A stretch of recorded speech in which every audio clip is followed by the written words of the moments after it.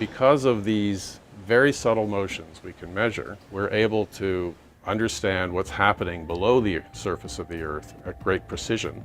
We can see subsidence, and that allows us then to manage resources of what's happening below the Earth. Scientists want to study the movements of the Earth's surface to understand the processes that could trigger earthquakes, volcanoes, and landslides.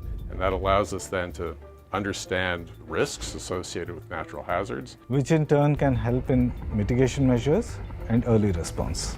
Other changes over the Earth's surface include melting of glaciers and ice sheets, changes in forest biomass, soil moisture, and shoreline changes. It's based on radar, so it has two different frequency radars, and it basically looks through clouds and sees the surface of the Earth. What you're seeing is an animation of how the radar collects data, and you can see these beams coming down from the antenna and coming back, and on the ground you can see the swath, and that's where it collects the data, and when it combines them all together you get what we need for the science. We can see day and night through clouds, and we're covering all of the land and all of the ice-covered surfaces of Earth every week.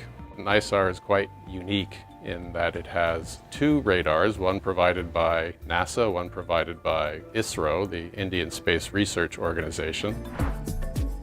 NASA and ISRO have collaborated in this mission. Till last year we were there at JPL, NASA, where the radars got integrated and tested and were shipped back to India. And now the spacecraft is getting integrated with the instruments and they are being tested together. NISAR is going to be launched from Sriharikota, which is a ISRO launch pad, and it is going to be launched by GSLV Mark II. So we are just looking forward for the launch of NISAR in the forthcoming year.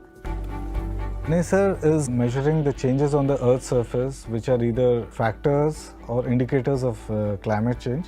The society will also immensely benefit due to its contribution towards disaster management and providing food and water security.